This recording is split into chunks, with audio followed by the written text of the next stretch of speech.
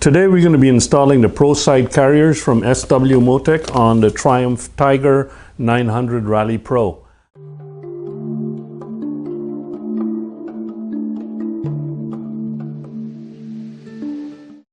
This should give any other Triumph Tiger Rally Pros or GT Pro, I guess it would be the same, an idea of how to install these side carriers.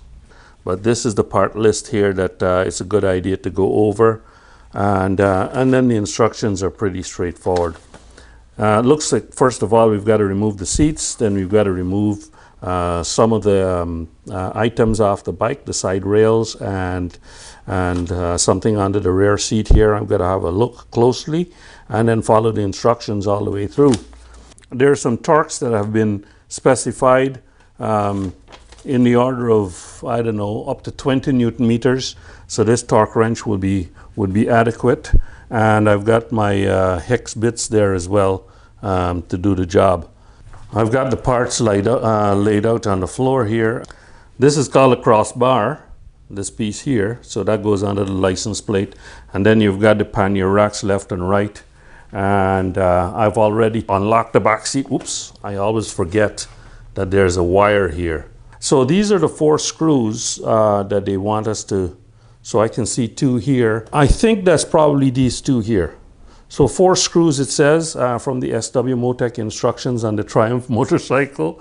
So yes, the instructions are for the Triumph. One of the things that I've noticed with this bike is that screws in general are not tightened very much.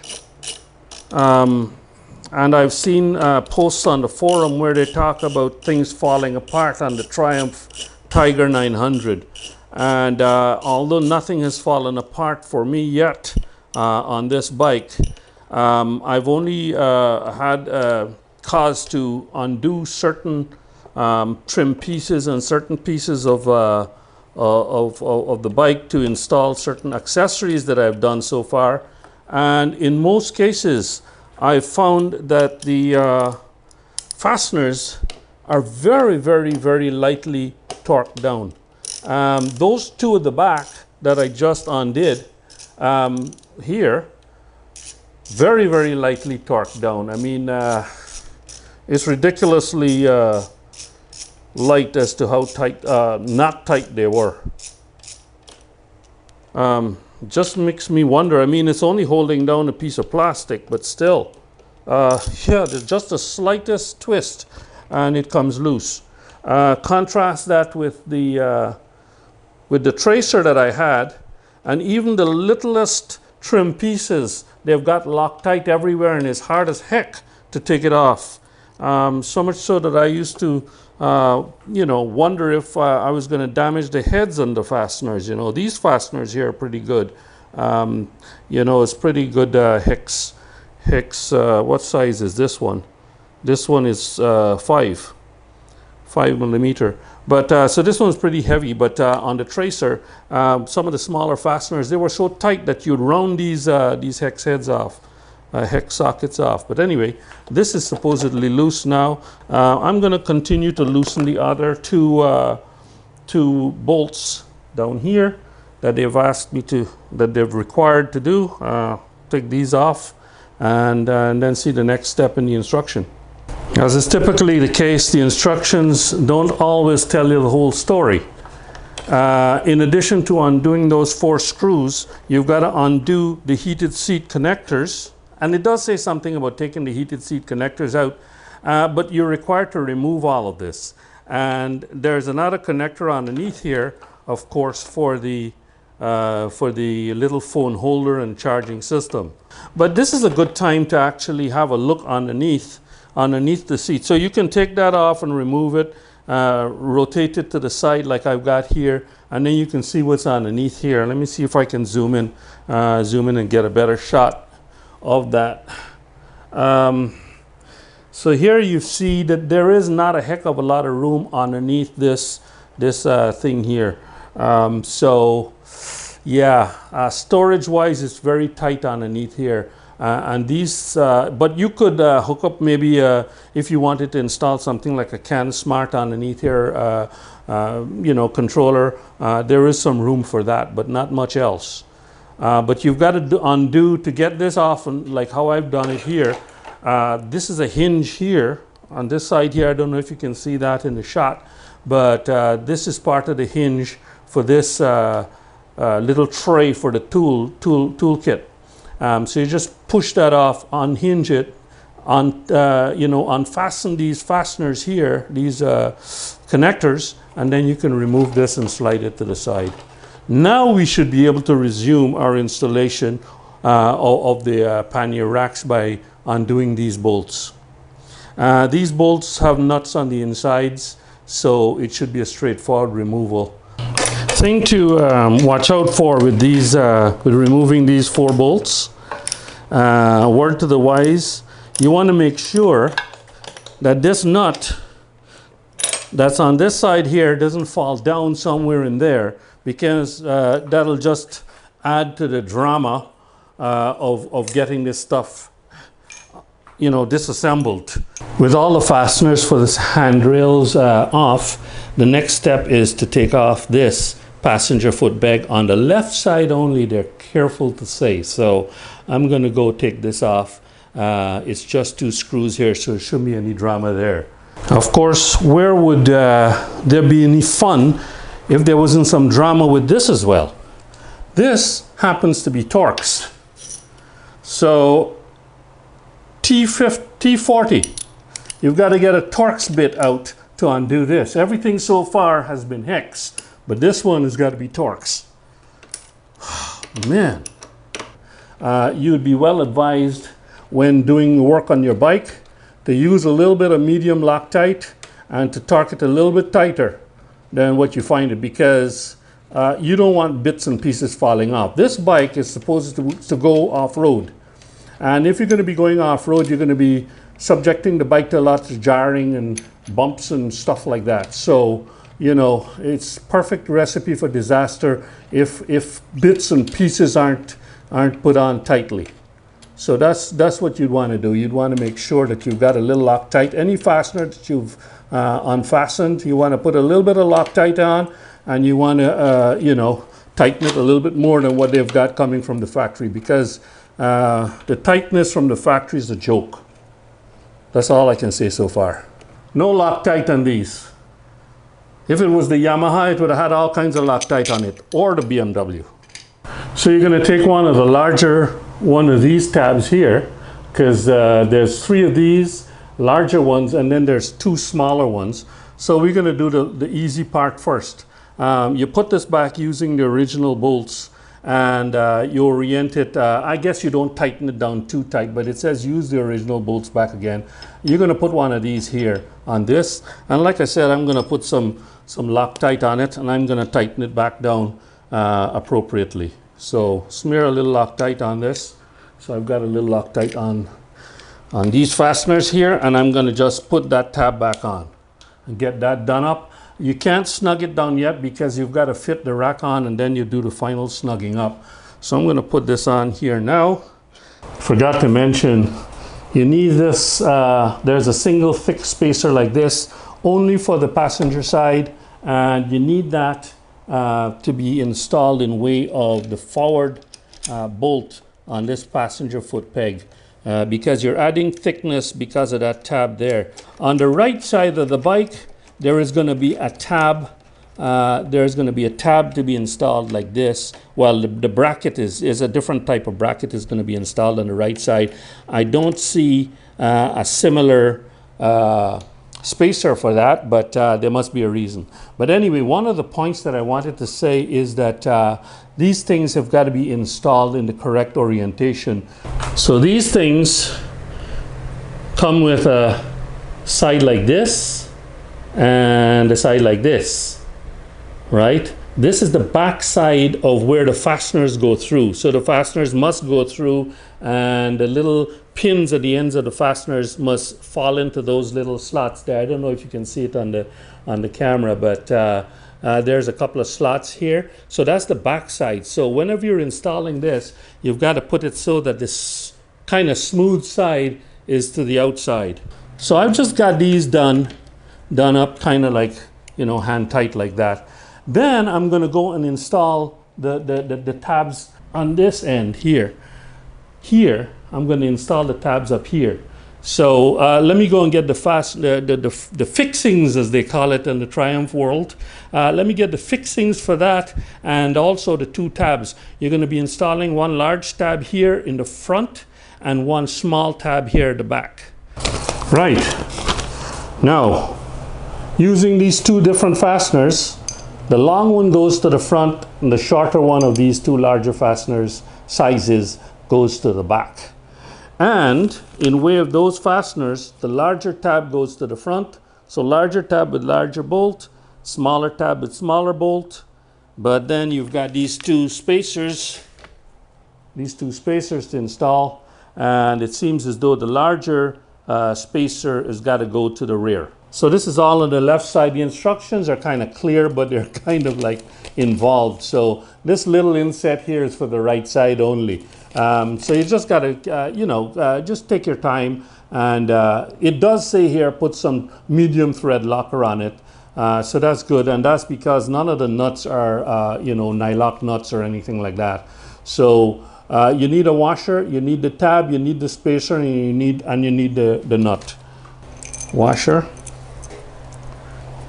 tab, large tab, spacer, black spacer, and then the nut.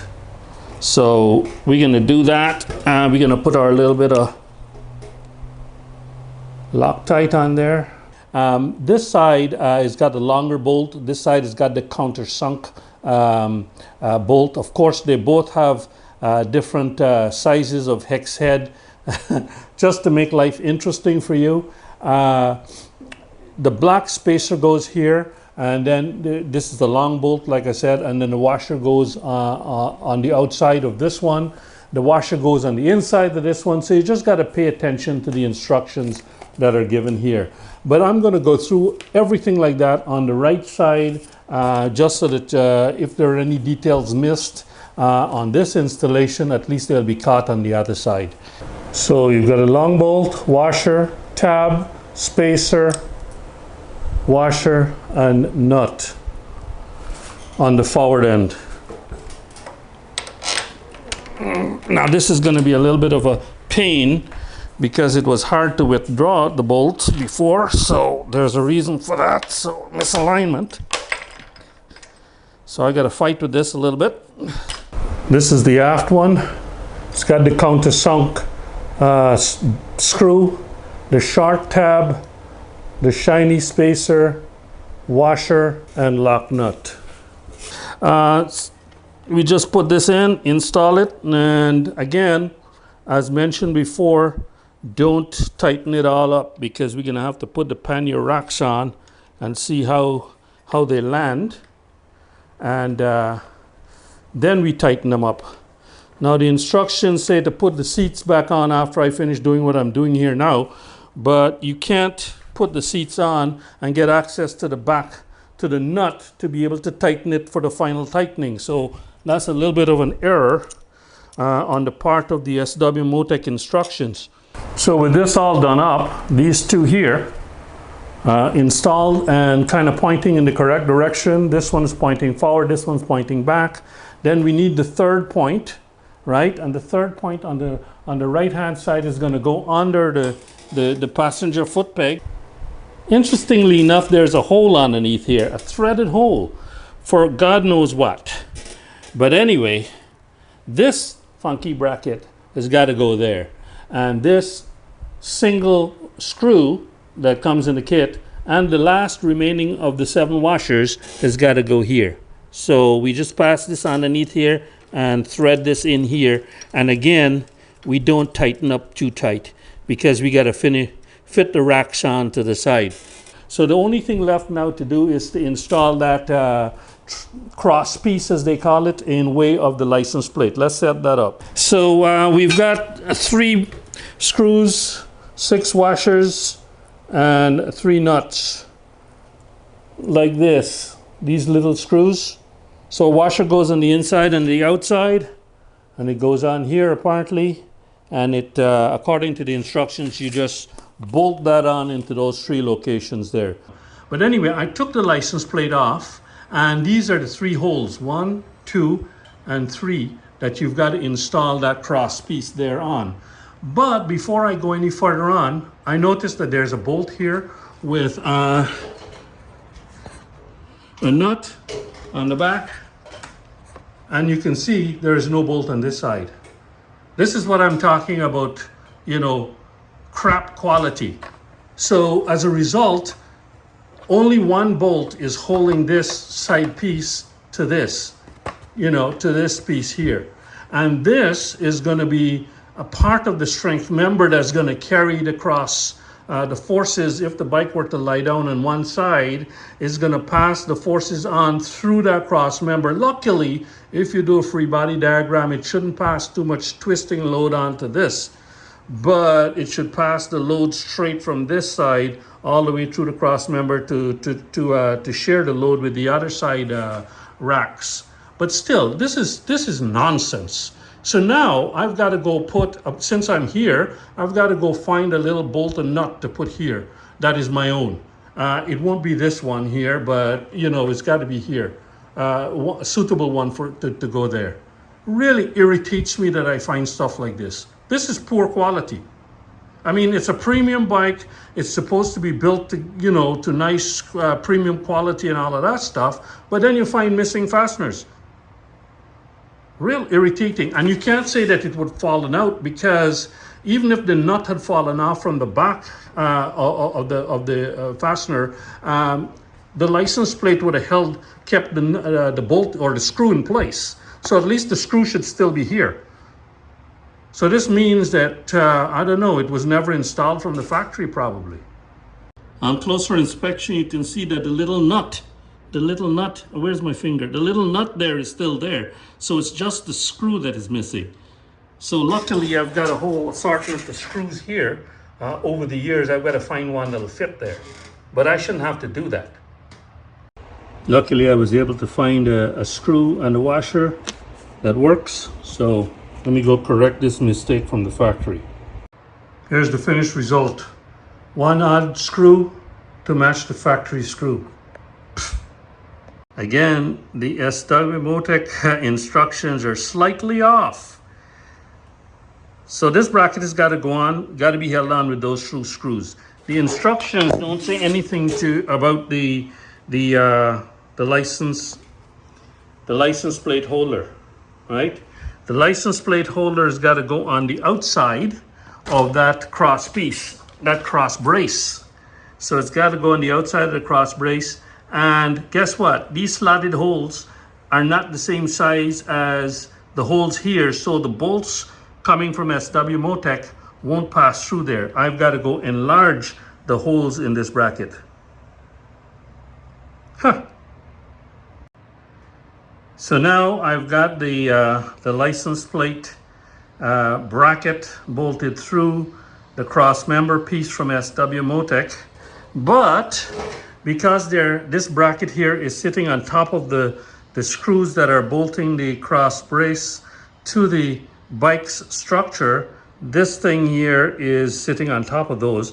These screws are not long enough. And this reflector that was bolted on behind here can't go on there anymore. That's kind of not a big issue for me because I don't like this thing anyway, but it might be a problem with the law. I'm not sure if you're required to have, I think you're required in the United States to have reflectors on the sides as well as here, but you could say that I've got some reflectors here, so you know, that'll do the trick. But yeah, the SW Motech instructions has got some adjustments to be done, and I'm going to write them and let them know. This can't go on once you put that cross member on, because this piece, I don't think I can show it well, but the cross member is lodged in between. And these bolts are not long enough now. These are original. These are the bolts that came with the SW Motech kit.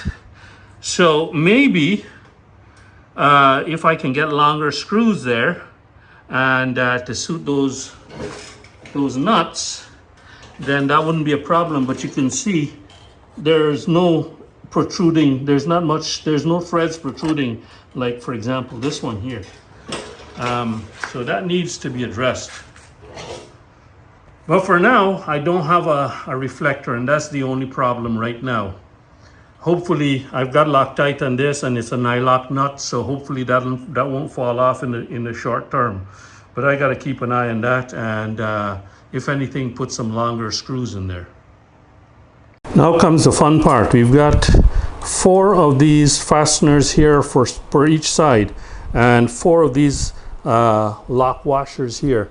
The lock washers have 4 little tangs that are supposed to go, on the ends of the lock washers to keep them in place. But at the same time, they're supposed to be able to go in, and there's a little bit of a springing action here on the fastener to allow it to be fastened to these tabs that are going to remain on the bike. And that's the whole idea, is to keep these things here with the pannier racks, and then whenever you're ready to put them on, you just screw them in place. Now the reason why you kept these things loose here is so that you can test fit this, make sure you've got all the angles right, and then you'll find the correct angle for these tabs and be able to finally tighten them down. But what I'm going to do is just stick one of these fasteners through here just temporarily, just to hold it in place. So I'm going to just put that fastener in there, and hopefully it doesn't fall out. And then I'm going to put one on the back, because these things are fairly heavy.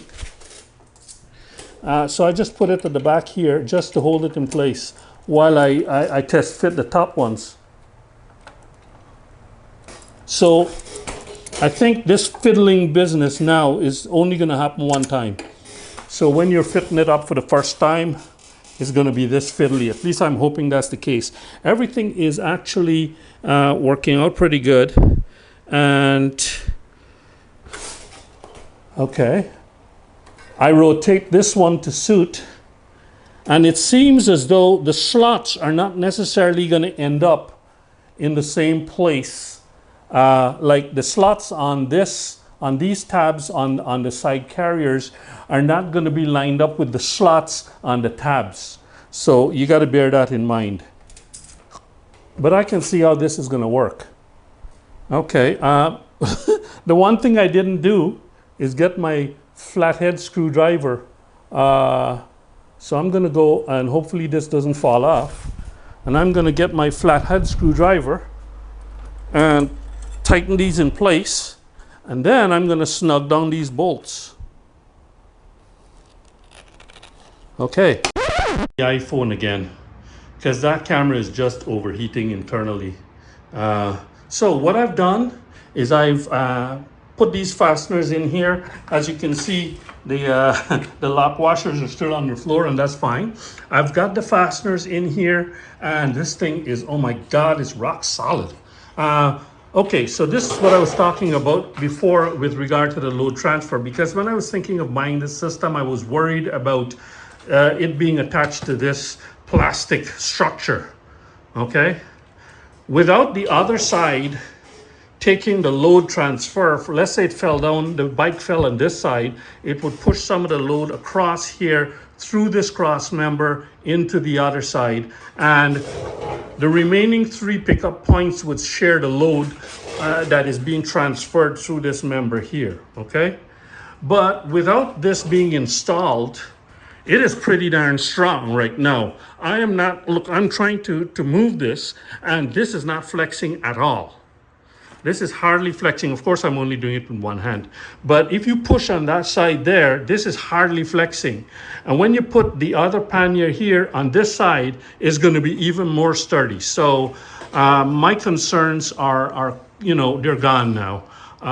This is pretty strong. This is a very ingenious design. And the beauty about this design is that you can remove these pannier racks, which is what I want to do. And where it's black, it all, you know, fits in nicely to the color of the bike, and you don't see any kind of a, you know, obvious tabs or anything like that in place afterwards. So what I'm going to do now is go tighten this up. So I'm going to torque these fasteners down into the correct spec, because the tabs are in the correct position. Well, that's in the correct position right now anyway, but these here have to be tightened down into the correct position, to the correct torque.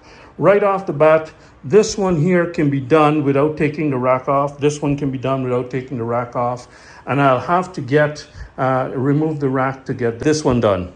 After that, I'm going to put the lock washers on to the back of the fasteners, and the racks will be ready to be installed at any time. So let me go ahead and torque down everything. The installation of the lock washers on the tabs on the fasteners are done like this. They're quite an ingenious little design. You can see the little tabs are facing, they have to be facing outwards, okay? And there's a slot in that lock washer to allow for the two pins at the side of the fasteners to pass through. So all you got to do is line it up like that and push it down. Hopefully I can do it with one hand. No, I can't. So I'm going to have to put the phone down and do it. So this one is done up as well, and it was a little bit trickier to get this one lined up with all the tabs lined up, because it wasn't as easy as on the right hand side. But it's very important to keep these fairly slack. Attach the racks in place where you want them to be, and then try and torque them down to the correct spec.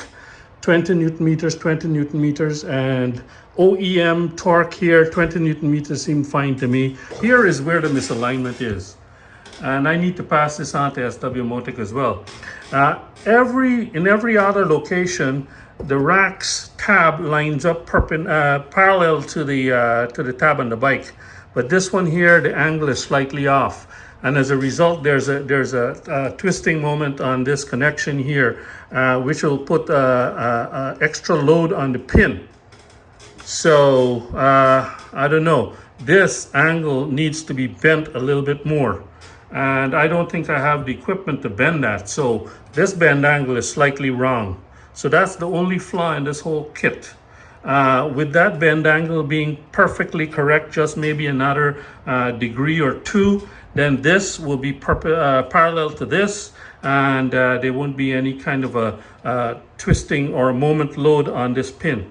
But there it is installed. I'll keep an eye, of course, on that pin there, and this video will be a record of this problem. So now at this point in time, we've got to go and reassemble all of this business here, put the seats back on, and then I'll come back and slide the panniers on, the bags on, and see how it looks. Well, after 3 hours, they're finally installed, both sides. I'm gonna do a little walk around afterwards, but this is just the right side, and I just want to show you the fitting of one of the bags. Like I said, it's pretty darn sturdy, both sides. It's extremely, solid. It's not rocking or anything like that. And actually, I noticed since I've been shaking that this bar here, or this leg, touches this part of the heat shield. So that's a little problem right there. There is the interference there with the heat shield of the exhaust on the Triumph Tiger. You can see the interference right here, right there. This is not a case that we can adjust the alignment of that to reduce the interference here. What we might be able to do is to bend the heat shield in a bit, and I think that can be done. So I'll try and do that afterwards. But other than that, the fit up is great. I've got my iPhone here so I can do a walk around. As you can see, it's closer on the left than on the right because of the exhaust. And at least with the Triumph, the exhaust is, there's a good shot of the interference there. It's not a heck of a lot of pushing in I can do, because there seems to be a little bracket or something in there, but I'll try and push it in. But yeah, the Triumph exhaust is kind of narrow, so that's a good thing. But still, because I'm going to have two similar sized bags on either side, it's going to kind of look, you know, lopsided. But I'm not looking at it when I'm riding, so I don't care. But that looks pretty good. The left side is like this, and I've got the garage door open, so you're going to hear more road noise now. But like I said, that there is the misalignment in the cross bracket. So that's going to dump a little bit extra load on those pins. But right now, it looks pretty darn good. Let me throw the bags on and see how it looks. First time fitting up the bags. Oh, you know what? I haven't put the spindles on. I've got to put the spindles on these things. Now I've got two of these kits here with the adapter kit for SysBag. So they come with a lot of hardware, but the hardware is not just for my SysBag. As you can see from the instructions, it's got the Pro carriers that I've got here, and it shows their Pro side carrier. And it's got here instructions for the street rack and adventure rack and that kind of stuff. So there's four things, and you can see this is the arrangement that I have on the back of my bags. So it's for SysBag, adapter for SysBag L and SysBag 30. So this is the one that I've got to use. So I'll just follow these instructions and see which ones I need. This is a 6, this is a 4, this is a 6, this is a 6. So 3 6s and a 4. Okay, so they're odd. So this is the correct arrangement of the parts for the right side and the left side, the same. We're not going to be using those there. Now the side bobbins are on and torqued down to 9 Newton meters. This one is the odd one out. That goes in way of the lock. And these here are for the other 3 parts. I'm hoping to just slide this on and you hear an audible click. First time I'm putting it on myself, you line up the tabs at the back and press down, and that's it. It's on, just like that, perfect. So this is the left side, and we're going to be sticking the pannier on, the bag on now. You line it up with the bobbins, bottom and top. Or oh, there's a little interference with the signal here. I've got a little interference problem here. Oh, let's see. Am I doing this right or wrong?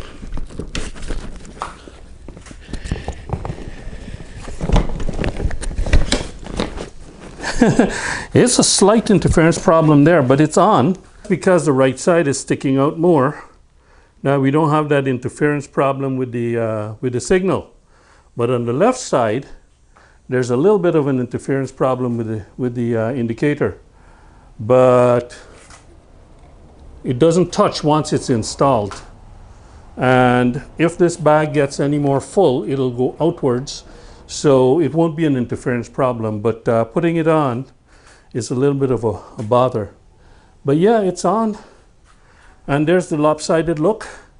It's not too bad. I mean, it doesn't look, even to my OCD eye, it's not that bad. But you can see the difference, obviously. This is the difference in the extension left to right. So that's what, 2 inches. So that's about 2 inches, yeah. It's about 2 inches difference. Oh well. So that's the end of it there. The end of the installation of the whole system. I've got the SW Motech SysBag WPs on with the Pro side carriers on the Triumph Tiger. Hopefully you got something from this.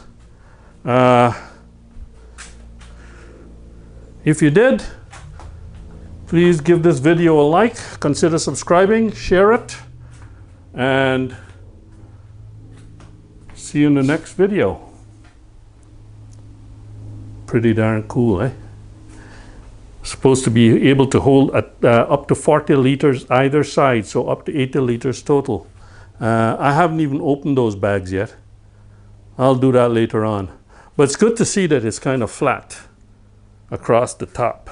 So that means you can lay something across. Just use the handle of my mallet, which is a plastic handle, and applied some force this way, and I created a gap. So there's no more interference problem there, as you can see. So that's pretty good. From all angles, looks pretty good. Of course, I can't solve this problem. All ready for touring.